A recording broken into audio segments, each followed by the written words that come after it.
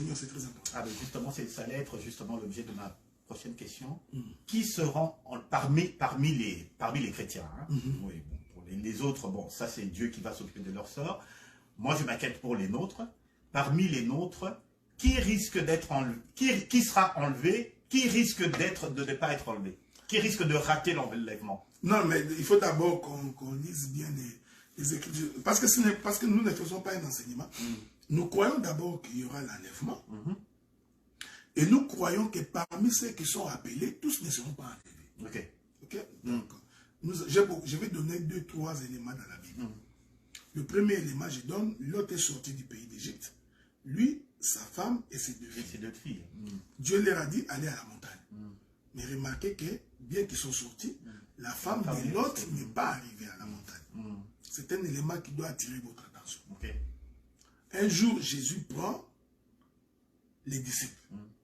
Il marche avec eux, il arrive quelque part, il laisse les autres, il récupère Pierre, Jacques et Jean. Il va se transfigurer. Cette transfiguration n'a pas été vue par les autres. Mais cependant, ils étaient avec Jésus. Vous voyez, ça, ce sont des témoignages de la Bible. C'est pour dire que tout le monde ne verra pas la face glorieuse de Jésus, quand bien même qu'il marche avec Jésus. Jésus reprend la même chose encore une seconde fois, la veille de sa mort. Il prend les disciples qui étaient 11, il arrive quelque part, il laisse 8, il les récupère encore Pierre, Jacques et Jean, il les amène pour aller prier. Ce sont des éléments qui prouvent que tout le monde ne sera pas enlevé. Même de tous ceux qui croient, tous ne seront pas enlevés. Ne me posez pas la question pourquoi, je ne sais pas le pourquoi, Dieu a décidé. C'est lui qui connaît les critères. Je prends un autre élément. Jésus prend, il raconte la parabole des 10 vierges. Ici, je n'entre pas dans les débats, les vierges folles, c'est Israël ou c'est le reste des nations. Ce n'est pas ce qui m'intéresse. Ce qui m'intéresse ici, c'est seulement qu'elles étaient 10.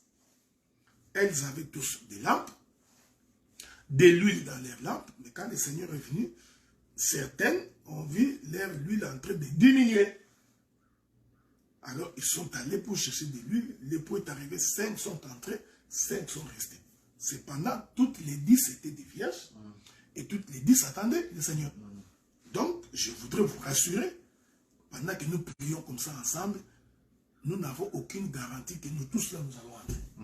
Maintenant, la question est que, qui entrera, qui n'entrera pas? Ça restera le domaine de Dieu. Ça, c'est de la souveraineté de... La souveraineté du Seigneur. Mais, je te conseillerais de vivre la parole, de vivre la sainteté, d'être prêt. C'est ça le problème. Il faut être prêt pour que ces jours-là ne puissent pas te surprendre en hiver. Docteur, justement, un de notre objectif, parmi tant d'autres dans les assemblées des saints, c'est on prépare, les enseignements sont faits pour préparer les gens justement à l'enlèvement, pour ne pas rater l'enlèvement. Bien, ceci étant fait, il y en a quand même qui nous écoutent, mais bon, qui ne comprennent pas ou qui font fi d'écouter, mais qui n'écoutent pas. Et puis, hop, il y a l'enlèvement, il reste. D'accord? Quel conseil, qu'est-ce que vous pouvez leur dire à ceux-là? Je sais que bon, on va pas les enseigner sur la manière de se comporter. Non. Qu'est-ce que vous pouvez leur dire à ceux-là? Parce qu'ils vont rester, ils sont restés. Qu'est-ce que vous pouvez leur dire? Ils passeront par les tribulations. Ils passeront par les tribulations. Qu'est-ce que vous leur conseillerez? Quels sont les conseils que vous pouvez... Un ou deux conseils que vous pouvez leur donner? Je ne donnerai aucun conseil. Dieu se chargera d'eux, Dieu les soutiendra. Parce que certainement que je ne serai pas là, je serai enlevé. Je profite de l'occasion parce que je voudrais bénir mon bien-aimé, le frère Roland Kalonji, qui est à Lille, en France. J'ai toujours souhaité que ces frères-là, le plus tôt possible, qu'ils soient reconnus ministres. Donc, je sais que son formateur, c'est le docteur Roger Bouleli. Ces frères-là, ils méritent qu'ils soient reconnus ministres. Je suis en train de les bénir parce qu'il m'a fait parvenir un plan de 70 semaines de Daniel, tellement très bien fait. C'est tellement bien fait que il m'en a même présenté 2. Il y en a un autre où il a dressé calmement, de façon non détaillée. Mais il y en a un autre où il a placé les sceaux, les différents sceaux, les trompettes. Que Dieu te bénisse, mon frère, pour ce travail-là. J'ai quand même voulu vous dresser ces plans-là, ok? Là, il dit, dans son plan-là, tu vois, Jean-Baptiste baptise Jésus. Une fois qu'il baptise Jésus, donc nous commençons les temps de la grâce, Oui. qui est la parenthèse que nous avons toujours dit que le roi sera retranché. Et nous allons parler de ça la semaine dernière. Ici, là, il y a l'enlèvement. Après l'enlèvement, nous entamons la dernière semaine que Dieu a fixée à Israël. Parce que je vous avais dit, Dieu fixa sur Israël 70 semaines. Nous sommes là. Les 69 semaines ont déjà été consommées, selon le livre de Jérémie et de Néhémie et le livre de Daniel. Dieu va ouvrir une parenthèse. Dans la parenthèse, nous entrons. Après l'enlèvement, Dieu doit devoir continuer la 70e semaine, donc la seule semaine qui reste. Parce que nous voulons informer les gens qu'après la grâce, il ne restera qu'une seule semaine. C'est ça même l'écriture où Jésus, il se rendait dans la maison de Jairus, il croise la femme qui avait la perte de sang. Jésus-Christ s'arrête. Nous disons que cet arrêt de Jésus, c'est le roi qui est retranché à la 69e semaine. Il reste là, il parle avec la femme, l'horloge vient de s'arrêter, mais quand il a fini avec la femme, il a continué sa marche pour aller dans la maison de Jairus. Okay? Alors, cette marche-là que Jésus continue pour aller dans la maison de Jairus, c'est ça la dernière semaine des 70 semaines de Daniel. Et cette semaine-là va commencer après l'enlèvement. D'accord. Ok. Maintenant, c'est un temps. Okay? Il ne faut pas compter lundi, mardi, mercredi. Non, non. C'est un temps prophétique. Pendant ce temps-là, dans la dernière semaine-là, la Bible dit que cette dernière semaine est divisée en deux parties. En deux parties. Donc, il y a 3 ans et demi. Pendant ces 3 ans et demi, c'est à ce moment-là que l'Antéchrist apparaît. Ok. C'est pendant ces 3 ans et demi-là qu'il fait des alliances avec Israël. Ok.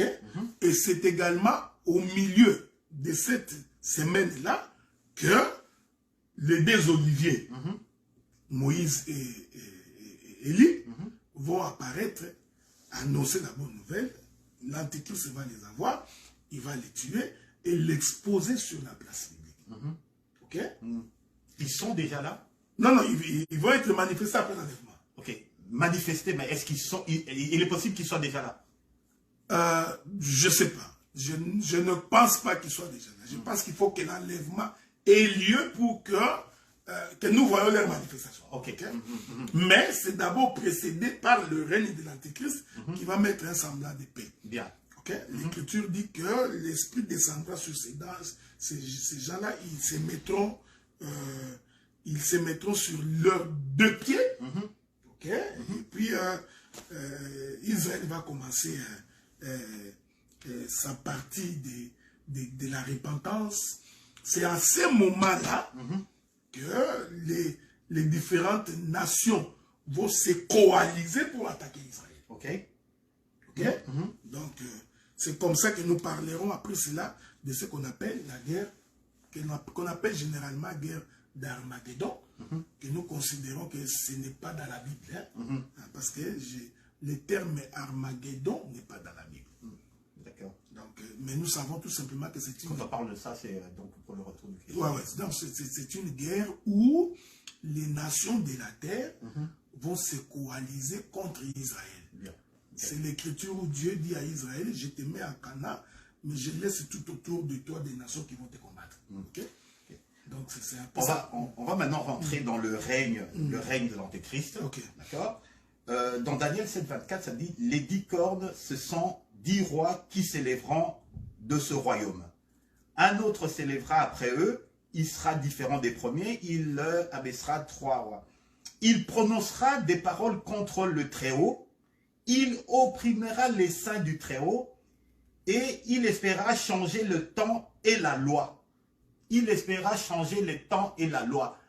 Par rapport à maintenant, est-ce qu'il opère déjà? Non, non, la Bible dit que présentement là, je voudrais qu'on lise cette écriture-là, attendez.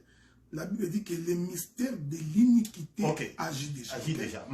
Donc notamment toutes les choses dont vous nous avez parlé tout à l'heure et tout ça, quoi. Oui, c'est déjà le mystère de l'iniquité. Donc il est possible que l'Antéchrist est quelque part là. C'est possible. Hein? Je voudrais un peu essayer de trouver cette écriture-là. Donc je crois que c'est Thessaloniciens qui en parle toujours. Hein, donc il dit que les mystères de l'iniquité. Okay? Agit déjà. Donc, souffrez, hein, nous allons trouver cette écriture-là pour pouvoir avancer. Ça va être une très bonne chose. Je suis dans 2 Thessaloniciens chapitre 2. 2 Thessaloniciens chapitre 2. Je commence par... ce sont des grands enseignements. Parce que ce que je suis en train de lire, il faut les relier avec Apocalypse chapitre 13. Il faut les relier avec Apocalypse chapitre 13 pour avoir la quintessence de ce que j'ai dit. 2 Thessaloniciens chapitre 2, je commence par le 3e verset. Que personne ne vous séduise d'aucune manière. Car il faut que l'apostasie soit arrivée auparavant et qu'on ait vu paraître l'homme du péché, le fils de la perdition. Ok? Vous voyez? Le fils. On aura le temps d'en parler. De la même manière que Dieu a un fils, le diable aussi a son fils de la perdition. Okay? L'adversaire qui s'élève au-dessus de tout ce qu'on appelle Dieu et de ce qu'on adore, jusqu'à s'asseoir dans les temples de Dieu et se proclamant lui-même Dieu. Ici, je voudrais attirer l'attention. Cette écriture, il ne faut pas les comprendre comme les gens, comme un frère qui était... Un frère est apparu au Congo dans les années 70, qui a prêché que... c'est-à-dire que le pape va entrer dans les temples qui va être reconstruit, il va entrer et se proclamer Dieu. Je n'ai pas cette confession. D'ailleurs, il y a des papes à qui on a attribué le caractéristique de l'Antéchrist et ce n'est même pas vrai. Je n'ai pas la confession que le temple va être reconstruit. Donc je n'ai pas. Maintenant, quand la Bible dit que, c'est-à-dire que cette personne-là va s'attribuer les attributs de Dieu. Ok. Tu comprends ce que je dis? Donc c'est quelqu'un qui exigera qu'on l'adore. Comme on adore le Seigneur. Ok, comme on adore le Seigneur. Il le fera à la fois pour lui, il exigera aussi qu'Israël aussi puisse l'adorer. Il exigera également qu'Israël puisse l'adorer. Donc, mais l'Écriture dit, je continue parce que c'est quand même important. Donc, c'est quelqu'un, ce serait un pouvoir à la fois religieux et politique. Ok. Ok? Donc religieux, politique, économique aussi? Non, oui, parce qu'il gérera tout. C'est pourquoi je t'ai dit que après l'enlèvement, il y aura un chaos. Cet homme ici, c'est ce que je vais lire bientôt là. C'est ce chaos-là qui le permettra de s'imposer. Okay. Généralement, quand quelqu'un vient rétablir l'ordre, tout le monde s'incline. Donc, un président en Afrique a mis fin à une rébellion.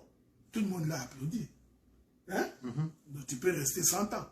Donc, généralement, quand quelqu'un vient mettre de l'ordre après les désordres, les gens ont tendance à... Bah, c'est l'homme providentiel. Oui, exactement. Ce serait un homme providentiel. Et l'Écriture dit, ne vous souvenez-vous pas que je vous disais ces choses lorsque j'étais encore avec vous. Maintenant, vous savez ce qui les retient. Ok. Afin qu'ils ne paraissent qu'en son temps. C'est ce que Paul dit. Car le mystère de l'iniquité agit déjà. Il faut seulement que celui qui les retient ait disparu. Okay. Alors paraîtra l'impie. Et le Seigneur, Jésus-Christ, détruira par le souffle de sa bouche. Ici, là, c'est pendant la guerre de Gog et Magog. Donc, cette écriture aussi, c'est la guerre de Gog et Magog. Que le Seigneur détruira par le souffle de sa bouche, qu'il anéantira par l'éclat de son avènement. Celui qui le retient, c'est l'Église. C'est l'Église. Donc, ce qui le retient, c'est notre... Vous savez, c'est notre présence sur la terre qui retient l'apparition de cet homme. Ok?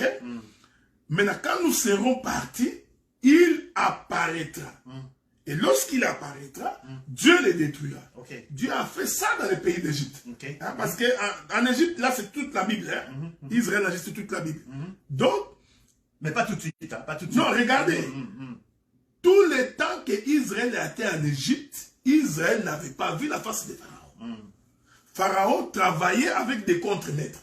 Ok? Les contre-maîtres là, ce sont les faux prophètes que nous avons aujourd'hui. Ok? Mais Pharaon, lui, reste dans son palais. Ce que j'ai dit est très, très important. C'est pourquoi il faut veiller sur l'enseignement. Il y a beaucoup de prédicateurs aujourd'hui qui sont les contre-maîtres des pharaons. Vous voyez? Donc tu vois, dans une église, au lieu de prêcher Christ, on parle de politique. Ce sont les mystères de l'iniquité qui agissent déjà. Mais comment ces mystères de l'iniquité agissent? Cela agit par le contre-maître. Les faux prophètes que Dieu a envoyés.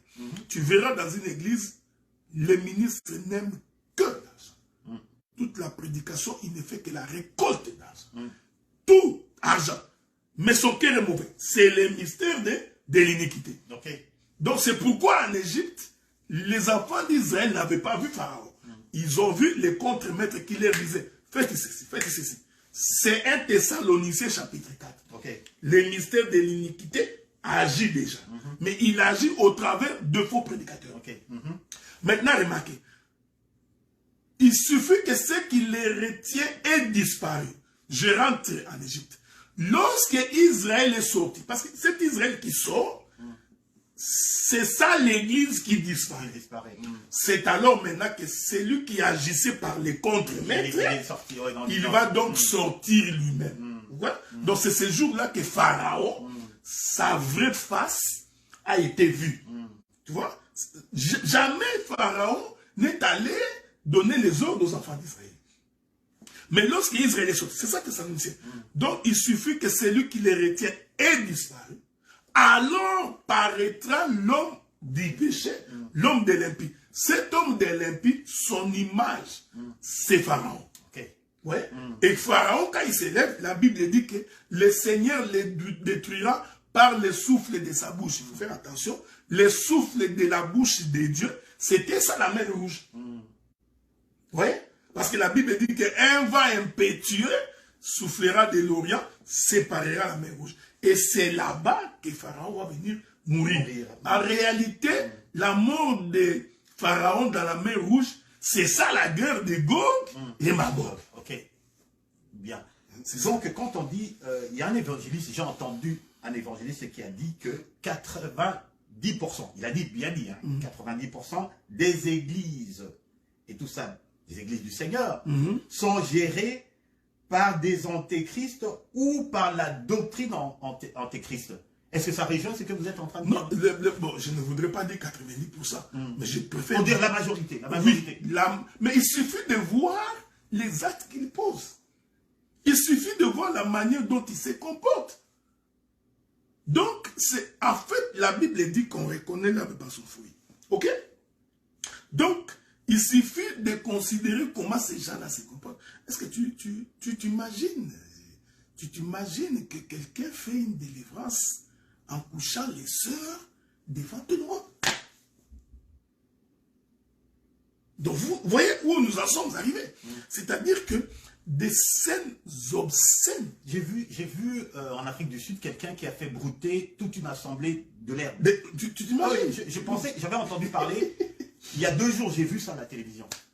Donc tu t'imagines. Donc ça veut dire que tous ces gens-là, ce sont les contre-maîtres des pharaons. Nous en avons aujourd'hui beaucoup. Ça, il faut le savoir. Même dans les milieux de ce qu'on appelle les assemblées de saints, nous avons les contre-maîtres des pharaons. Ok. Je voudrais donner une illustration. Les contre-maîtres des pharaons, qu'est-ce qu'ils recherchaient? Les matériels. Taper les briques pour que nous puissions prospérer. C'est ça, hein? Que Dieu vous bénisse.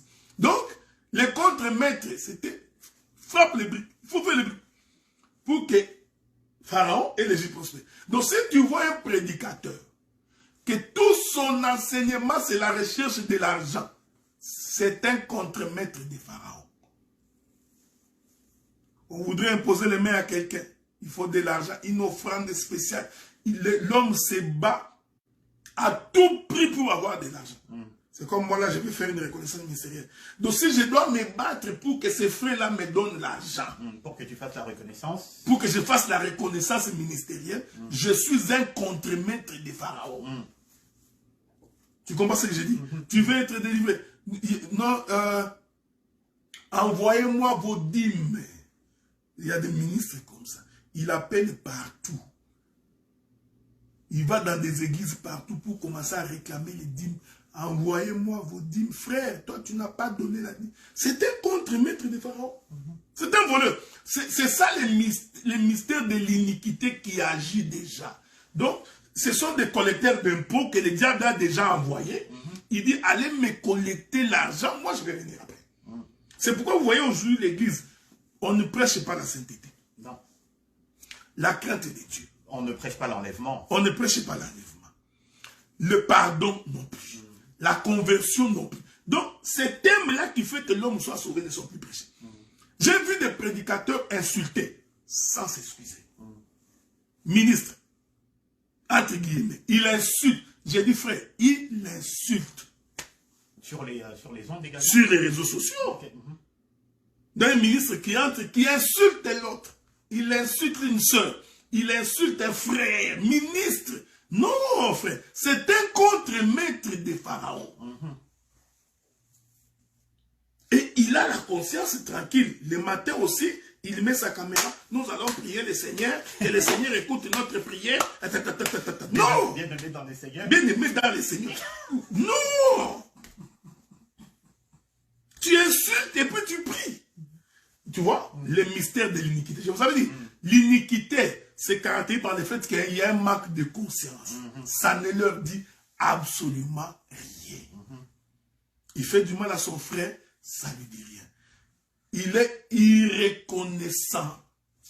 Tu peux lui faire du bien. Tu peux faire du bien. Poutine qui a été condamné parce qu'il a retenu des milliers d'enfants ukrainiens et tout ça, qui étaient partis, je pense, en vacances, et il a refusé que ces enfants puissent revenir dans leur famille et tout ça. Et donc, ils sont foutés carrément, selon les dires, qu'ils sont fous de la peine des parents et tout ça, et ainsi de suite. C'est pour ça qu'il a été condamné, justement. C'est le ministère de l'iniquité qui a été déjà... Non, je préfère... Celui-là, c'est un païen. Ok, donc c'est un païen. Celui-là, c'est un païen, il ne croit même pas en Dieu. Ok, d'accord. Ça, c'est autre chose. Oui, ça, c'est autre chose. Mais quand nous parlons de mystère, nous sommes dans l'église. Dans l'église. Dans les Seigneur. du Christ. Et l'homme de l'impie apparaîtra du milieu des... Ce serait un religieux. Okay. Il doit sortir dans les milieux religieux, mais avec une coloration politique. C'est pourquoi vous voyez tous les combats que les hommes de Dieu font sur la politique là. Ne pensez pas que c'est gratuit. Quand tu vois que les hommes de Dieu se battent pour entrer dans la politique, vous pensez que c'est par eux-mêmes. Non, non. C'est un esprit qui prépare le chemin de l'Antéchrist. On va tous nous faire croire qu'un homme de Dieu peut faire de la politique, c'est pas grave, c'est bon. Cet enseignement-là nous prépare sur ce chemin-là. En quoi est-ce que ça serait mal que moi je me présente à la députation, je deviens maire, le maire de Gatineau. De Gatineau, mais dans ce cas-là, lorsque nous aurons besoin de voter des lois immorales, nous viendrons vers toi, non? Bien sûr. Et puis tu seras obligé d'accepter. Okay. Les jours où tu n'accepteras pas, tu quitteras les pouvoirs. Donc quand nous déciderons que nos enfants à 12 ans peuvent changer de sexe, donc on dit, vous savez, il y a un courant aujourd'hui. Des fois, quand nous parlons comme ça, nous disons que Dieu nous garde, mais si on nous arrête, ce serait pour sa gloire. Vous savez, il y a une loi qui vient de sortir il n'y a pas longtemps. C'est quand l'enfant naît, ne mettez ni fille ni garçon. Oui, effectivement. Ne mettez ni fille ni garçon. Attendez quand il va grandir, lui-même va se choisir son sexe. Il y a eu une grande discussion à la radio. C'est pourquoi moi j'ai toujours dit, quand tu es un homme de Dieu, un prédicateur, il faut être intelligent. Mon cher, je vous dis, frère, les idiots, les bourriques ne comprennent pas les choses de Dieu. Bon, il y a quelqu'un qui va me dire, non, on comprend par le Saint-Esprit. Non. Même par le Saint-Esprit, Dieu utilise d'abord ce que tu as. Le Seigneur, il a même dit, ne soyez pas sans intelligence. Donc, Dieu doit d'abord, qu'est-ce que tu as? C'est à partir de ce que tu as là que Dieu va t'instruire. Il y a des gens qui ne suivent même pas la radio. Télé, tu ne regardes pas. La radio, tu ne suis pas. Toi, tu es dans la plus grande distraction que le diable a injectée dans le monde aujourd'hui, c'est TikTok. Je n'ai jamais vu une distraction comme TikTok. je mets ma main à couper que TikTok vient du diable. Il n'y a rien d'instructif dans TikTok. Les gens ne regardent que des obscénités. Il y a encore un autre qui vient de sortir sur Facebook qu'on appelle Réel. Donc, comme des petits morceaux de vidéos que les gens font. Les gens ne nous font que des vidéos de fesses. Et tu verras quand quelqu'un voit les fesses directement, il clique dessus. Vous savez, ce n'est pas anodin. Ce n'est pas anodin. Donc, ils nous mettent des photos à caractère sexuel, déjà diminuées. Hein, donc, tout le monde s'embarque dedans. Et nous avons des frères là qui nous suivent ici avec des sœurs. Dès qu'ils voient, ils cliquent. Il est en train de nourrir son esprit par l'esprit de l'impudicité. Quand vous ouvrez TikTok, il n'y a que des bêtises et des bêtises. Certainement qu'il y a certaines personnes qui en profitent quand même pour dire des choses qui sont vraies. Mais dans la majorité des cas, c'est du n'importe quoi. Il y a encore quelque chose qui vient de sortir, le massage. Non, que Dieu vienne nous chercher. Non, ça, que Dieu vienne nous chercher parce que ce n'est pas vrai. J'ai vu un gars en train de masser une femme. Mais c'est du sexe, ça. Ah, ok. L'image, comme l'image elle-même était... oh, mais non, je t'ai dit que c'est... Il tape... J'ai dit, mais... il touche les fesses de quelqu'un, d'une autre femme. Il lui monte, il redescend. Il lui monte dessus. Tu te poses la question, mais nous sommes devenus comme des animaux. Honnêtement, là. Nous sommes ce monde est devenu... Nous sommes des animaux. Honnêtement, ça. Il n'y a que des animaux qui font... Le mystère de l'iniquité. Les mystères de l'iniquité. Le bien est devenu mal. Tu entendras aussi quelqu'un dans sa maison qui dit « Ah, j'aurais bien voulu que ces messieurs-là me massent. Hein? J'ai trouvé une soeur comme ça. Ah, toi, quand on te dit même de me masser les pieds ici, tu veux pas, tu vois ces messieurs-là comment ils massent. Tu vois, un impudique qui a influencé même ton épouse à devenir impudique dans sa passé. » On va poursuivre. Tu sais que le massage n'est pas... Le massage, c'est impudique, hein? Docteur, moi je dirais plutôt tout dépend de la manière dont c'est fait, tout dépend de ta motivation. Écoutez, je ne vois, enfin personnellement je ne vois pas ce qu'il y a un homme marié qui masse sa femme dans l'intimité. Tu m'excuseras. Non, mais ça là on va en parler. Okay. Tu t'imagines, je vais poser une question. Bon. Si je parle de mon épouse, elle va rentrer. Pourquoi tu parles de moi de cette manière-là? Bon, parlons de moi. Oui. Est-ce que tu penses que mon épouse pourra accepter que moi, oui, je reste presque à demi-nu, qu'une autre femme est en train de me masser les corps? Non, ça c'est... Non, ça de ce point de vue-là, non. Tu vois, maintenant, alors de l'autre côté. Un homme, une femme dont cet homme n'est pas ton mari. Te masse les corps en te touchant même les pas. Non. Vous comprenez que les massages diaboliques. On reviendra lors d'une émission sur ces choses-là. On va parler de la marque de la bête. C'est quoi au juste? Parce qu'il y a des gens qui ont dit que le vaccin qu'on avait eu là, bon, il y en a qui disent que la 5G, la puce... tout ça, c'est des marques de la bête. Alors, la marque de la bête, est-ce que c'est quelque chose de spirituel ou c'est vraiment quelque chose de physique? Et puis, il y en a même qui disent que, bon, voilà, tu sais, l'Internet... Il y a quelqu'un qui a dit que je t'ai posé une question piège. Quand je t'ai dit que le massage... Non, c'est pas une question piège. Attends, je vais masser qui? C'est Vanny ou Avina. Non, c'est pas une question piège. C'est... Tu vois, les sophistes avaient l'habitude de poser des questions pour répondre à la question. Donc, je voulais répondre à la question, c'est pourquoi j'ai posé la question. Ok. Donc, ma question, sur la marque de la bête, hein, justement, il y en a qui disent même que, tu sais, quand tu veux aller sur Internet, www, c'est marque de la bête. Il y en a qui disent les codes barres qu'on voit dans les aliments, quand tu achètes des aliments, bon, les réseaux sociaux, on en a parlé. Il y en a qui disent que la crypto-monnaie maintenant, les bitcoins et tout ça, c'est la marque de la bête. Mais alors, c'est quoi en fait la marque de la bête? Vous savez, quand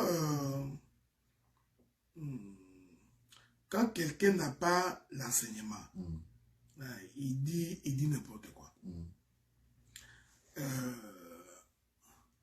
quelle est la marque de Christ en nous? Bah, la marque de Christ, c'est le sceau du Saint-Esprit. C'est le sceau du Saint-Esprit. Donc la marque de la bête, ce sont toutes ces personnes qui seront saisies par l'esprit de la bête. Ok. Voyez-vous, donc, il y en a beaucoup qui se sont trompés sur 666. Ils ont fait des gymnastiques pour aller dire, tu vois, c'est Vicarius, Philidée, qui est le nombre d'hommes. Non, non, non. La marque de la bête, ce sont des gens à qui le diable donnera son enseignement. Ok.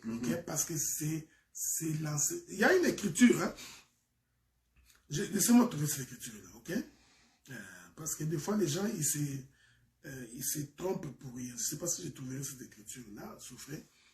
C'est, je crois, dans les livres des Corinthiens ou Romains.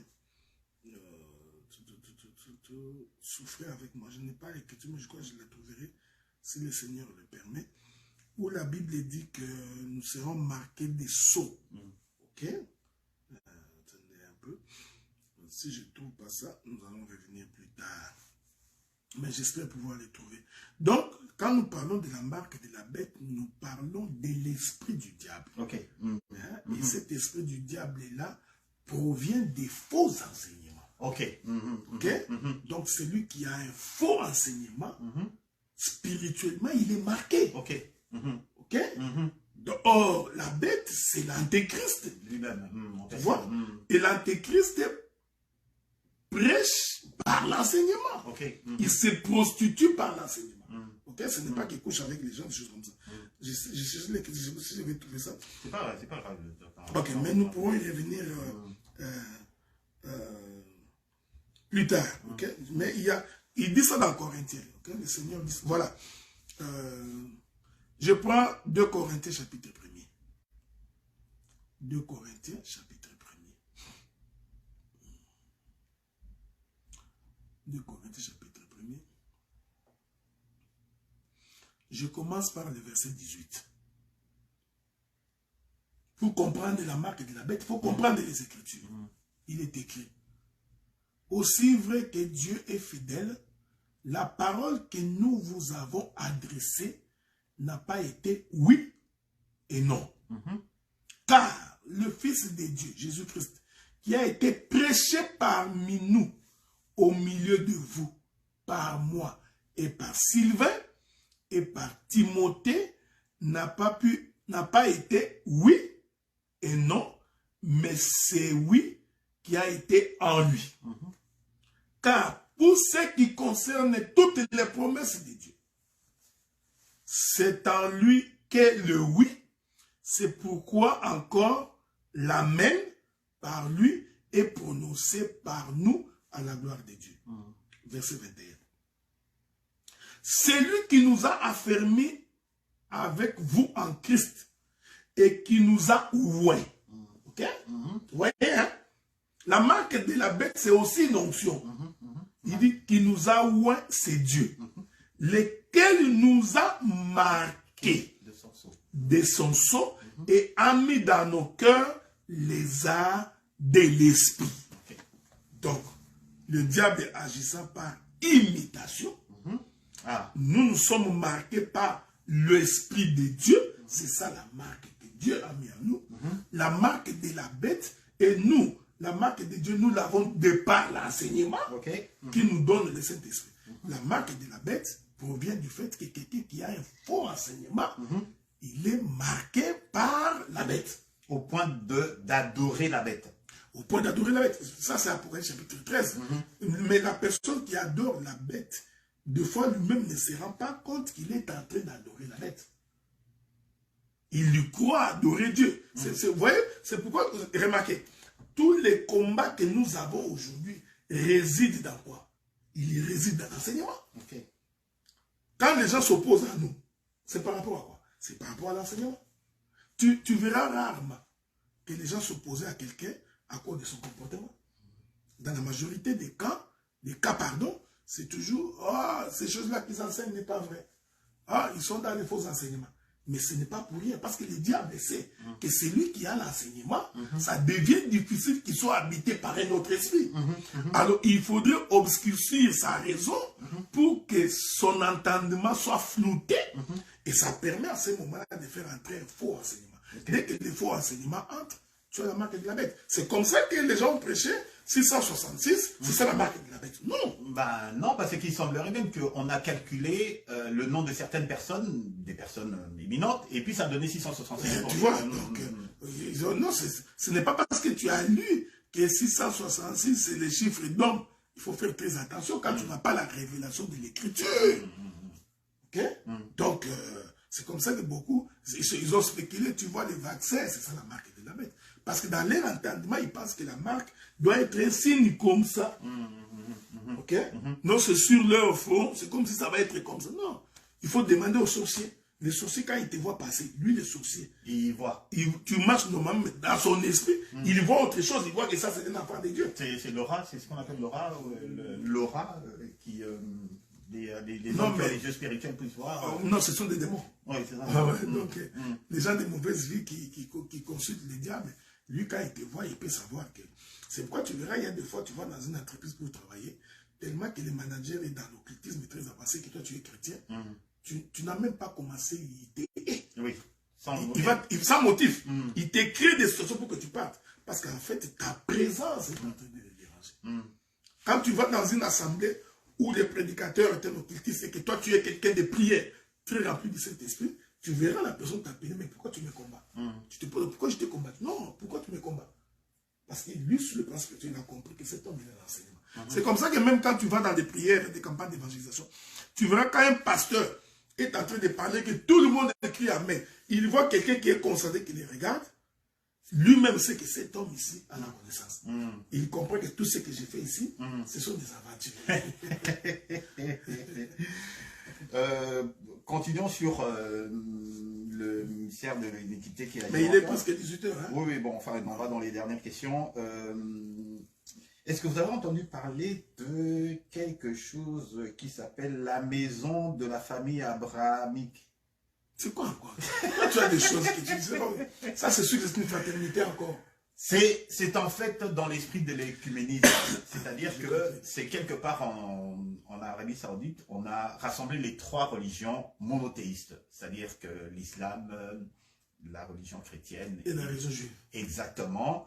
Dans le but de créer un lien de fraternité et d'humanisme entre les trois religions. Est-ce que ça serait pas en préparation à quelque chose? Est-ce que ça vous rappelle pas quelque chose? C'est la tour de Babel. Bon. D'abord, ça me rappelle la tour de Babel. Et puis, je voudrais également dire que l'humanisme est satanique. Okay. Tu comprends? On aura l'occasion d'en parler. Ici, quand je dis l'humanisme est satanique, je ne le dis pas en termes d'aider les gens. Non. C'est-à-dire que c'est en fait le fait que les hommes, parce que c'est ce que je voudrais expliquer par l'humanisme. L'humanisme veut tout simplement dire que l'homme prend la place de Dieu. Okay. C'est pourquoi Dieu avait dit aux enfants d'Israël, tu ne te feras pas une représentation quelconque de ma personne sur la terre. Ok?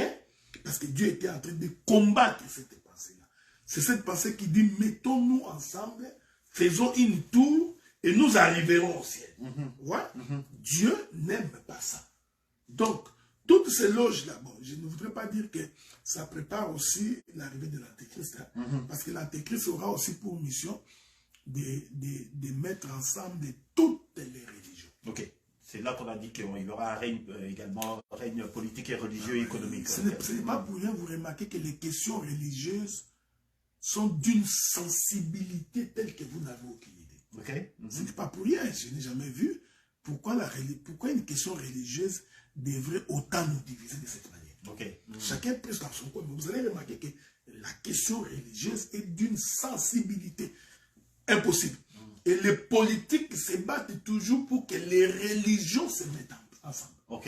Mais c'est en guise ou en prévision de l'installation de l'Antéchrist. Parce que ça lui permettra de mettre tout le monde ensemble, de faire un semblant de paix. C'est là qu'il est écrit dans le livre de Matthieu. Lorsque les gens diront paix et sûreté. Un semblant de paix. Et ce semblant de paix-là, qui va nous ramener à l'écriture d'un Corinthien, où la Bible dit, celui-là va se proclamer Dieu. Il entrera, il s'assurera dans les temples. Ce n'est pas qu'il va entrer dans un temple ce soir. Non. Le fait qu'il a mis tout le monde ensemble, tout est calme, il exigera que tout le monde puisse l'adorer. Ok? Vous allez commencer à le vénérer. Hein? Souverain pontife, c'est une façon de parler. Donc, ça ne sera pas seulement une considération d'ordre politique, mais cette considération sera doublée d'une considération religieuse. Et c'est cela qui va révolter Israël. Okay? Celui qui va mettre fin à l'alliance, c'est Israël. Okay? Pas quelqu'un d'autre. C'est encore Israël, parce que déjà, vous savez, Dieu avait dit qu'Israël, c'est un peuple courraide. Ce n'est pas de la blague. Israël est têtu. C'est comme ça que Dieu l'a créé. Il restera têtu parce que Dieu a un plan pour l'humanité. Donc Israël va se lever et dit non, moi j'ai la loi qui me dit que Israël, tu n'auras pas devant toi un autre Dieu à part moi. Donc toi là, tu ne peux pas être notre Dieu. L'Antéchrist se mettra en colère. D'autant plus qu'il aura déjà... Il faut lire Apocalypse chapitre 13. Il aura déjà fait des miracles. Donc toute l'humanité verra vraiment que... Je voudrais qu'on lise ça. Toute l'humanité verra que non, ça c'est un homme de Dieu. Hein? Israël a tort. Je prends Apocalypse chapitre 13. Apocalypse chapitre 13. Okay? Il faut enlever la connaissance que tu as sur Apocalypse chapitre 13. Cette connaissance-là n'est pas de Dieu. C'est que tu avais quand tu étais avec Loufoulouabou. Donc quand tu marchais avec Loufoulouabou, il faut enlever cette connaissance-là. Regardez. Quel verset? Je commence par le verset premier. Puis j'ai vu monter de la mer une bête qui avait 10 cornes, c'est l'écriture que tu avais lu. Oui. Et 7 têtes, et sur ses cornes dit diadème, et sur ses têtes des noms des blasphèmes. Il faut retenir, c'était les noms des blasphèmes. La bête que j'ai vue était semblable à un léopard, ses pieds étaient comme ceux d'un ours, et sa gueule comme la gueule du lion. Les dragons, lui donna sa puissance, son trône et une grande autorité. J'ai vu l'une de ses têtes comme étant blessée à mort, mais sa blessure mortelle fut guérie. Et toute la terre était dans l'admiration derrière la bête. Nous en parlerons si le Seigneur le permet, parce que nous considérons que cette bête-là, sur le plan politique, c'est l'Union européenne. Ils adoraient les dragons, parce qu'il avait donné de l'autorité à la bête. Ils adoraient la bête en disant, qui est semblable à la bête, qui peut combattre contre elle. Il lui fit donner une bouche qui proférait des paroles arrogantes, des blasphèmes. Il lui fit donner le pouvoir d'agir pendant 42 mois. Nous en parlerons parce que les 42 mois, c'est le temps de silence. Dans les ciels, je crois, après, dans la moitié de la 70e semaine. On en parlera. 42 mois, c'est 1260 jours. Ok? C'est le milieu de la dernière semaine. Ok? Elle ouvrit sa bouche pour proférer des blasphèmes contre Dieu, pour blasphémer son nom, son tabernacle et ceux qui habitent dans les ciels. Il lui fit donner de faire la guerre aux saints et de les vaincre. Il lui fit donner autorité sur toute tribu, tout peuple, toute langue et toute nation. Ouais. Il gérera le monde entier. Tous les habitants de la terre l'adoreront. C'est dont le nom n'a pas été écrit dès la fondation du monde dans les livres de vie de l'agneau qui a été immolé. Ici, nous parlons d'Israël et de la portion des nations qui va rester. Si quelqu'un a des oreilles qui l'entendent, si quelqu'un de toi, donc vous pouvez lire, vous pouvez continuer. Il y a une écriture qui m'intéresse, c'est le verset 13. Verset 13 dit ceci. Elle, la bête, elle opérait des grands prodiges, même jusqu'à faire descendre du feu du ciel sur la terre, à la vie des hommes. Elle séduisait les habitants de la terre par des prodiges. C'est pourquoi, vous voyez, nous veillons pour que l'homme ne soit pas séduit par le miracle. Parce que le miracle, il suffit de rien pour que tu tombes dans la séduction. Tu vois? C'est pourquoi nous, même quand tu fais des miracles, nous vérifions l'enseignement. Si nous trouvons que l'enseignement n'est pas conforme au miracle que tu fais, nous comprenons que c'est le diable qui est la magie. Vous voyez? Donc c'est pourquoi il ne faut jamais être tétanisé quand vous voyez quelqu'un opérer un miracle. Le miracle n'est pas un signe évident que tu es en face d'un véritable serviteur de Dieu. Exactement. Je ne voudrais pas dire que les serviteurs de Dieu n'existent pas. Je ne voudrais pas dire que les miracles n'existent pas. Non, je dis oui. Mais il faut faire très attention. Parce que celui qui fait les miracles, il faut aller vérifier son enseignement, vérifier sa vie, vérifier son comportement. Lorsque vous voyez que ça ne colle pas avec la parole, son miracle est faux. Oui, parce que j'ai vu donc à la télé, donc la semaine dernière, quelqu'un en Afrique du Sud, un de ces fameux, comment vous les avez appelés en parlant en parlant des acolytes les contremaîtres. Les contremaîtres, un des contremaîtres de Pharaon, justement, dans la foule, il a fait descendre une colonne de feu. T'as vu? Ouais, ça j'ai vu depuis projet dans la télé. Donc, en fait, il faut toujours aller vérifier ce qu'il y a derrière. Qu'est-ce qu'il y a derrière? C'est ça, quoi. Bien, docteur, en tout cas, c'est assez vaste. Hein. On ne peut vraiment pas parler de tout ce qui concerne donc cet enseignement en si peu de temps. On fait qu'élaborer certaines petites choses. On va revenir parce que là, on est arrivé, donc la brèche se ferme et le temps avant le retour. Là, on n'a même pas parlé encore du retour du Seigneur. Pas encore. Et tout. Ben voilà. Donc, on va continuer encore. Parce qu'il faut placer les deux oliviers. Oui, les deux oliviers. Ensuite, placer les la grande tribulation. Venez passer la bataille. Exactement. Qu'est-ce qui va motiver le retour du Seigneur? Les milléniums. Oui, le millénium, voilà. Parce que ce qui va motiver le retour du Seigneur, c'est la guerre de Gog et Magog. Ok, parfait. Okay? Parce qu'au temps des milléniums, le diable sera retenu. Pendant 1000 ans, il ne pourra pas opérer. Ensuite, Dieu va les lâcher. Il saura qu'il n'a plus beaucoup de temps. Alors la Bible dit que c'est à ce moment-là qu'il fera beaucoup de tort. Ok? Alors, c'est ce qu'on appelle la guerre de Gog et Magog. Ok. Alors, c'est pendant ce moment ici qu'Israël va crier, béni soit selon celui qui vient au Seigneur. Alors le Seigneur descendra donc avec le souffle de vie, comme nous l'avons expliqué, pour mettre fin à cette manœuvre du diable. Alors nous parlerons ainsi du jugement du trône blanc, où le Seigneur vient juger toute l'humanité, les temps de feu, où les gens vont y aller, et ensuite nous avons la vie pour l'éternité. Juste une toute dernière question rapidement, docteur. On est enlevé. Qu'est-ce qui se passe qu'est-ce qui se passe directement après? Qu'est-ce qu'on va faire? On va dans la fête des noces. Attendez. Pourtant, il y a des gens qui disent que la fête des noces se passera au retour. Parce que comment voulez-vous qu'on puisse fêter pendant que ça sera une période de désolation sur la terre? Le problème, c'est que oui, mais parce qu'il y en a quand même. Mais non, mais il y a une écriture qui dit que lorsque l'époux est arrivé, c'était la fête des noces. Les 5 sont entrés. Pendant qu'ils mangeaient, il y a eu grincement des dents dehors. Oui. Donc, pendant que Christ sera avec nous, parce que j'y serai, et que nous serons en train de souper, pendant ce temps-là, le diable, l'antichrist, va faire pleurer l'humanité.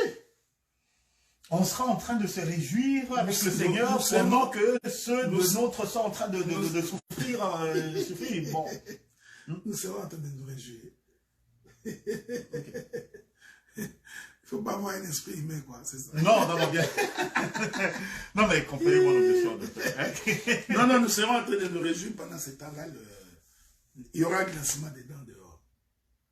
C'est la Bible qui le dit. Et regardez, pendant que Noé et ses enfants étaient dans l'arche, tout bonnement en train de se réjouir, parce qu'ils ont échappé au jugement. Mais qu'est-ce qui s'est passé dehors? Les gens pleuraient. C'est ça. Donc en fait, moi je suis enlevé, ma femme reste, ben je me réjouis quand même.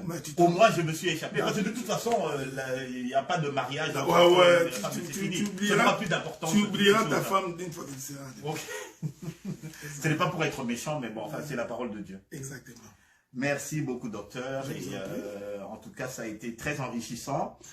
Si vous avez des questions, n'hésitez pas. Vous pouvez contacter le docteur, vous pouvez nous contacter par le canal de l'église. Mais est-ce que tu peux te déconnecter sur Sur Bluetooth, comme ça, moi, je pourrais me connecter pour mettre également ma chanson. De mon téléphone? Oui, juste le Bluetooth. Il faut qu'il nous en mette.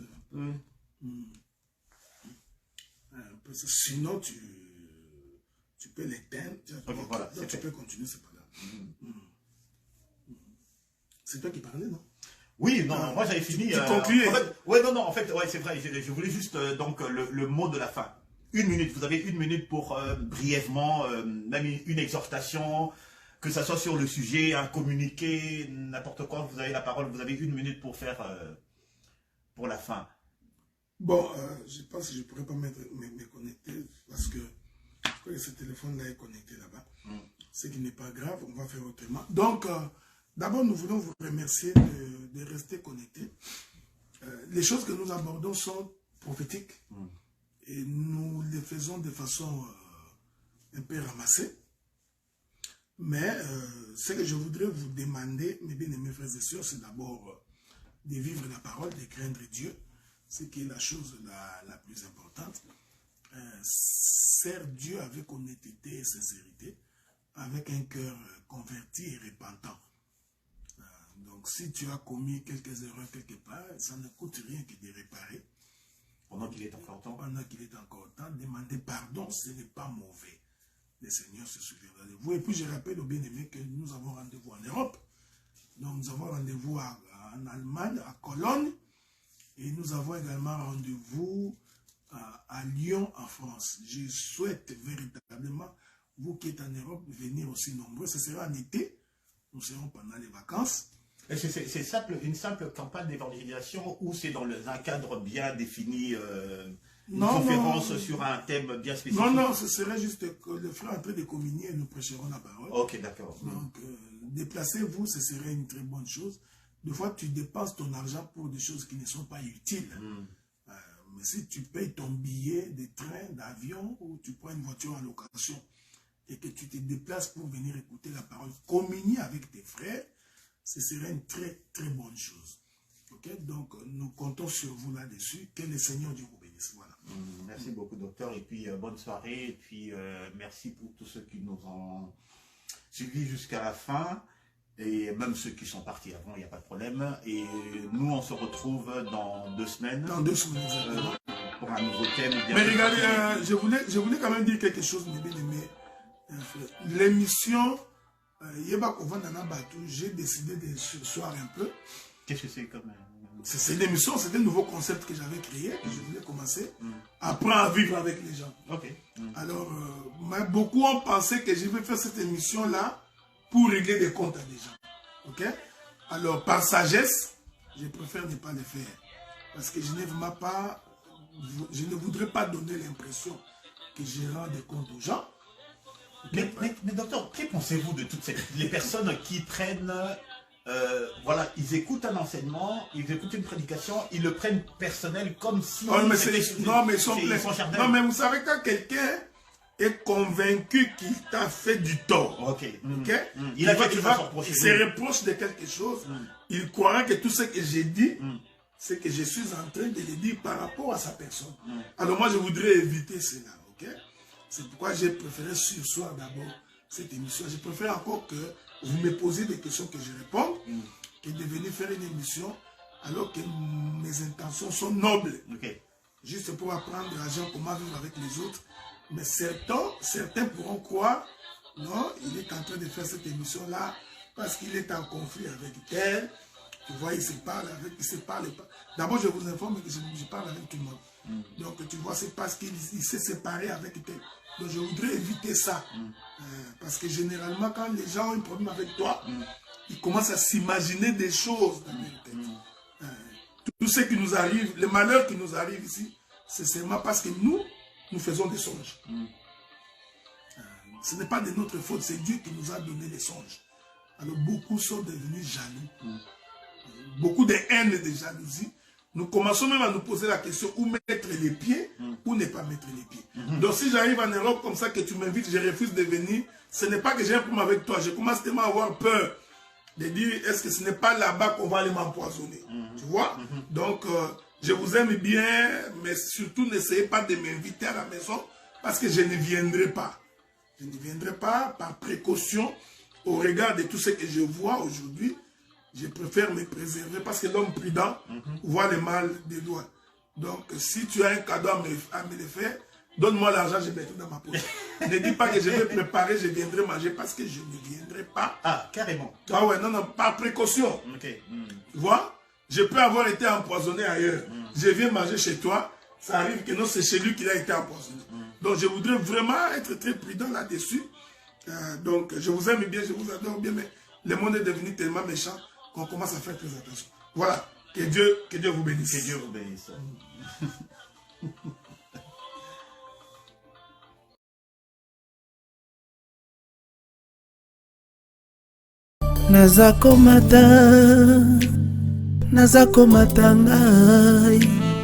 nazakomata ngai nga naza